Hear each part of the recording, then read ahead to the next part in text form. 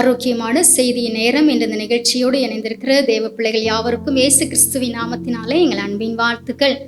இந்த நாளிலும் கர்த்தர் நம்மோடு இடைபடுகிற வார்த்தை சங்கீதம் 41:11. என் சத்துரு என் மேல் ஜெயம் கொள்ளாததினால் நீர் என் மேல் பிரியமாய் இருக்கிறீர் என்று அறிவேன்.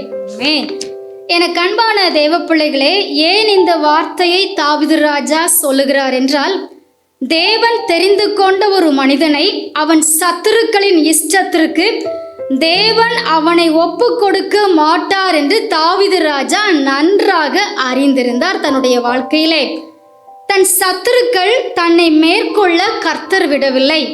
இதனால் கர்த்தருடைய கோபம் என் மேல் இல்லை, என் மேல் பிரியமாய் இருக்கிறார் என்று அறிந்து கொண்டேன் என்று தெளிவாய் சொல்லுகிறார். ஹல்லேலூயா. இந்த சங்கீதத்தில் நீங்க வாசிச்சு பார்த்தீங்கன்னா தெரியும், தன் சத்துருக்கள் எப்படிப்பட்ட மனிதர்கள் என்று சொல்லி தெளிவாய் சொல்லுகிறார். எப்படிப்பட்ட எண்ணம் உள்ளவர்கள் என்று சொல்லுகிறார் பாருங்கள்.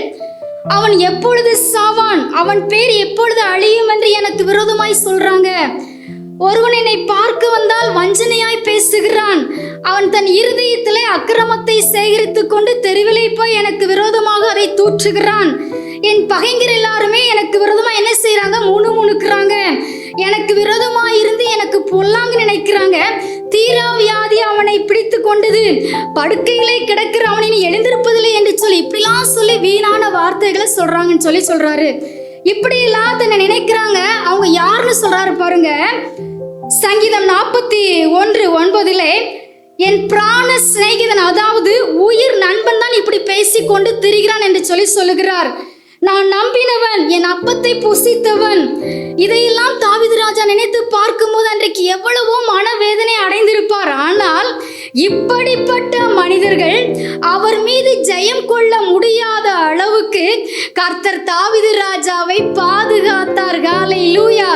அவர் மேல் பிரியமாய் இருக்கிறதை நிரூபித்தார். இன்றைக்கும் கூட மனிதர்கள் உங்களோடு கூட இருக்கிறவங்க, ஃப்ரெண்ட்ஸா பழகினவங்க, குடும்பம், சொந்த பந்தம், சமுதாயம் என்று சொல்லி உங்களுக்கு விரோதமாக எத்தனையோ வீணான வார்த்தைகளை பேசலாம், புரட்டலாம். ஆனால் அந்த சத்துருக்கள் உங்கள் மீது ஜெயம் கொள்ளாத அளவுக்கு கர்த்தர் பாதுகாப்பார். உங்கள் மீது பிரியமாய் இருக்கிறார் என்பதை இந்த நாளில் இருந்து நிரூபிக்க போகிறார். ஆமென். God bless you. நாம் ஜெபிக்கலாம். நன்றி சொல்லுகிறோம் பரிசுத்த ஆவியானவரே. எங்கள் சத்துரு எங்கள் மீது ஜெயம் கொள்ளாததினால் நீர் எங்கள் மீது பிரியமாய் இருக்கிறீர் என்பதை நீங்க அறிய வைக்க போறீங்கப்பா. உம்முடைய பிள்ளைகள் மீது நீர் பிரியமாய் இருக்கிறீர் என்பதை நீ ஒவ்வொரு சூழ்நிலையிலும் நீங்க நிரூபித்து ஆசீர்வதிக்க போகிற தயவுக்காக ஸ்தோத்திரம். உம்முடைய பிள்ளைகளை உம்முடைய கரத்திலே அர்ப்பணிக்கிறோம்.